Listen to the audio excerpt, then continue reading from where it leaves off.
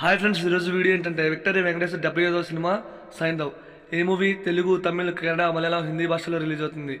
అయితే ఈ మూవీ జనవరి 13వ తారీఖున ప్రపంచవ్యాప్తంగా రిలీజ్ అవుతుంటే ఈరోజు ఈ మూవీ నుంచి ట్రైలర్ రిలీజ్ అయింది. మరి ట్రైలర్ ఎలా ఉంది, బాగుందా లేదంటే నాకైతే నచ్చింది ఫ్రెండ్స్. చాలా అంటే చాలా బాగుంది. మన విక్టరీ వెంకటేష్ డైలాగ్స్ అలాగే యాక్టింగ్ బాగుంది.